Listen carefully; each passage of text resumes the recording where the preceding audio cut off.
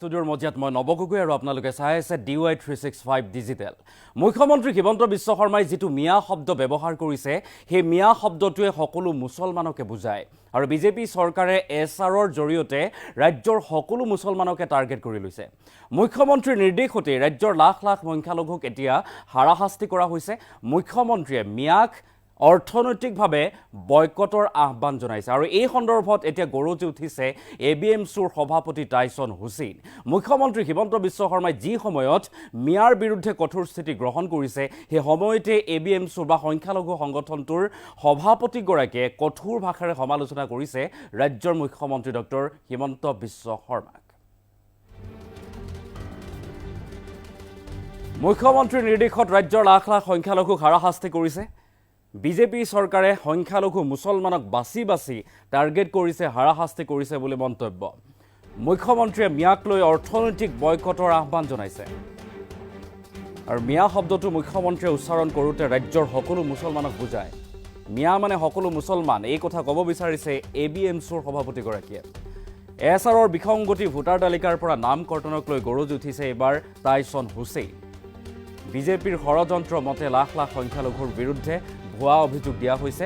বৈধ নাগৰিকৰ ভোটাৰ তালিকাৰ পৰা নাম অবৈধভাৱে কৰ্তন কৰা হৈছে। SRৰ জৰিয়তে বিজেপি চৰকাৰে সকলো মুছলমানকে টাৰ্গেট কৰিছে। অবৈধভাৱে বৈধ ভাৰতীয় নাম ভোটাৰ তালিকাৰ পৰা কৰ্তন কৰা হৈছে।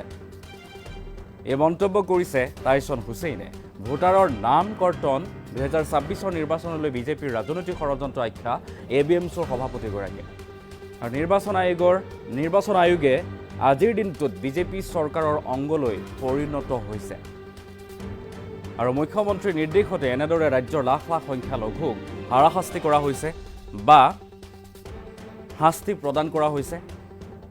SRৰ জৰিয়তে নটিচ প্ৰদান কৰা হৈছে বুলি এতিয়া মন্তব্য কৰিছে টাইছন হুছেইনে।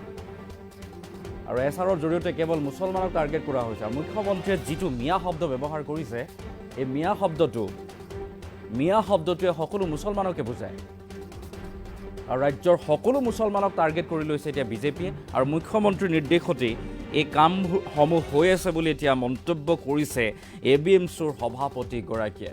মন্তব্য আছে ABMCৰ সভাপতি টাইছন হুছেইনে কি কৈছিল, আমি সেই মন্তব্য শুনাব বিচাৰিছোঁ। আজি তেখেতে যে মিয়া মিয়া বুলি কৈ আছে, যে মিয়াসকলৰ নাম কৰ্তন কৰিব, মিয়াসকলক ৰিক্সা ভাড়া 5 টকাৰ ঠাইত 4 টকা দিব লাগে, আনকি বিভিন্ন ঠাইত মিয়াসকলৰ নামত অৰ্থনৈতিক বয়কটৰ পৰ্যন্ত তেখেতে আহ্বান জনাইছে। আচলতে মিয়া বুলি কোনো কথা নাই। তেখেতে যেতিয়াই মিয়া বুলি শব্দটো উচ্চাৰণ কৰে সেই শব্দটোৰ অৰ্থ হ'ল গোটেই অসমৰ সৰ্বস্তৰৰ মুছলমান সমাজখন। হয়, ৰাজ্যত ইলেকশ্যন কমিশ্যন অফ ইণ্ডিয়াৰ জৰিয়তে চলি থকা ভোটাৰ তালিকাৰ যি ৰিভিজন অৰ্থাৎ স্পেচিয়েল যি ৰিভিজন চলি আছে, এই ৰিভিজনক লৈ গোটেই অসমতে এক তীব্ৰ প্ৰতিক্ৰিয়াৰ সৃষ্টি হৈছে।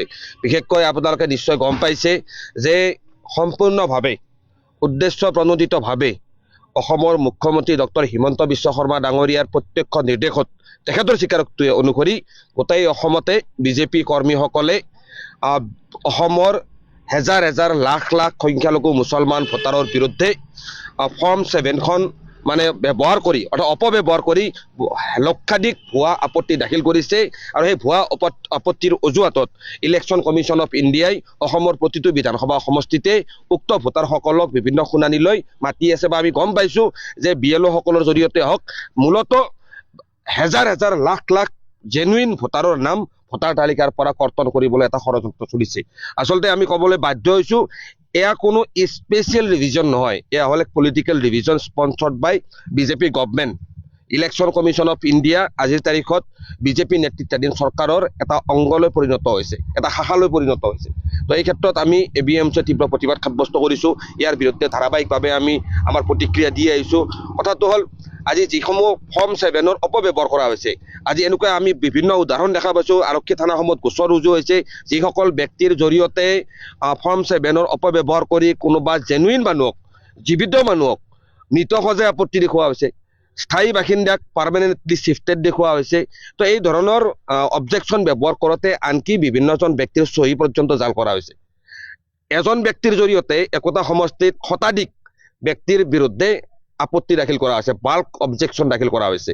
আৰু এয়া সম্পূৰ্ণভাৱে ভাৰতৰ এই সংসদীয় গণতান্ত্ৰিক ব্যৱস্থাটোৰ প্ৰতি ভাবুকি আমাৰ দেশখনত ভোটাৰে চৰকাৰ নিৰ্বাচিত কৰে কিন্তু আজি এনেকুৱা এটা পৰিৱেশ অসমত সৃষ্টি কৰি দিয়া হৈছে য'ত চৰকাৰৰ নেতৃত্বত থকা ৰাজনৈতিক দলটোৱে নিৰ্বাচন কৰিব যে আমাক কোনে ভোট দিব তো এইখিনি কথা কোনো কাৰণতে গ্ৰহণযোগ্য নহয় আৰু এই ক্ষেত্ৰত আমি দেখিবলৈ পাইছোঁ মুখ্যমন্ত্ৰী হিমন্ত বিশ্ব শৰ্মা ডাঙৰীয়াই মুকলিভাৱে কৈছে যে তেখেতৰ নেতৃত্বতে ভুৱা আপত্তিসমূহ দাখিল কৰা হৈছে সংবিধানখন আভেল কৰা কনষ্টিটিউশ্যন আভেল কৰাৰ শপত লোৱা মুখ্যমন্ত্ৰী এজন ৰাজ্যখনৰ মুৰব্বী তেখেতৰ মুখেৰে এনেকুৱা ধৰণৰ অসাংবিধানিক মন্তব্য আজি যি আমি মুকলিভাৱে শুনিবলৈ পাইছোঁ এয়া দেশৰ গণতন্ত্ৰৰ প্ৰতি মুঠি স্বাস্থ্যকৰ নহয় আমি স্পষ্টকৈ কৈছোঁ আজি তেখেতে যে মিয়া মিয়া বুলি কৈ আছে যে মিয়াসকলৰ নাম কৰ্তন কৰিব মিয়াসকলক ৰিক্সা ভাড়া 5 টকাৰ ঠাইত 4 টকা দিব লাগে আনকি বিভিন্ন ঠাইত মিয়াসকলৰ নামত অৰ্থনৈতিক বয়কটৰ পৰ্যন্ত তেখেতে আহ্বান জনাইছে আচলতে মিয়া বুলি কোনো কথা নাই তেখেতে যেতিয়াই মিয়া বুলি শব্দটো উচ্চাৰণ কৰে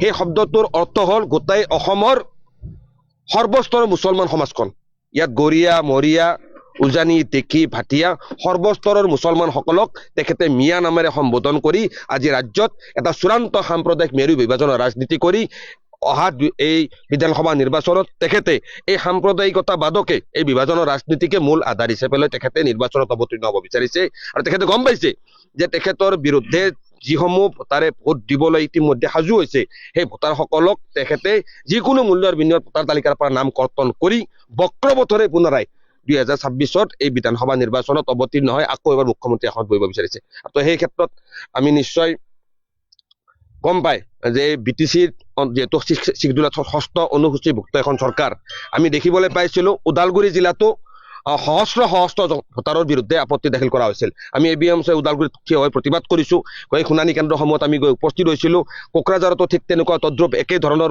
আপত্তি দাখিল কৰা হৈছিল এই মুছলপুৰৰ দীঘলডোঙাৰো শতাধিক ব্যক্তিৰ বিৰুদ্ধে আপত্তি দাখিল কৰা হৈছিল তো এই ক্ষেত্ৰত আমি ABMC BTC পৰিষদ BTC চৰকাৰখনক আমি দাবী জনাইছিলোঁ যে যিকোনো মূল্যৰ বিনিময়ত যাতে BTCৰ এই প্ৰকৃত ভোটাৰসকলৰ ওপৰত আতিশয্য চলোৱা নহয় তো আমি আমাৰ আহ্বানত আমাৰ দাবীৰ প্ৰতি কিছু গুৰুত্ব দি BTC প্ৰধান হাগ্ৰামা মহলী ডাঙৰীয়াই আজি প্ৰায় 2 দিন পূৰ্বে ঘোষণা কৰিছে যে BTCত তেখেতে স্পেচিয়েল ডিভিজন মানে বলবৎ হ'ব নিদিয়ে আজি 31 জানুৱাৰী তাৰিখে আমি কোকৰাঝাৰত এই স্পেচিয়েল ডিভিজনৰ নামত যি অসমৰ তথা BTCৰ সংখ্যালঘু মুছলমানসকলক হাৰাশাস্তি কৰি আছে এই হাৰাশাস্তিৰ বিৰুদ্ধে আমি বৃহৎ প্ৰতিবাদী কাৰ্যসূচী আছিল অহা 2 ফেব্ৰুৱাৰী তাৰিখে আমি ওদালগুৰিত প্ৰতিবাদী কাৰ্যসূচী গ্ৰহণ কৰিবলগীয়া আছিল যিহেতু BTC চৰকাৰে আমাৰ দাবীৰ প্ৰতি সঁহাৰি জনাই ৰাইজৰ দাবীৰ প্ৰতি সঁহাৰি জনাই এটা খোজ আগুৱাই দি এই অঞ্চলৰ জনগণক এছাৰৰ এই আতিশয্যৰ পৰা ৰক্ষা কৰিম বুলি এটা মুকলিভাৱে প্ৰতিশ্ৰুতি দিছে BTCৰ 5খন জিলা আয়ুক্তসকলক মাতি নি তেখেতে বৈঠক অনুষ্ঠিত কৰিছে তো আমি যেহেতু অহা 10 ফেব্ৰুৱাৰী তাৰিখে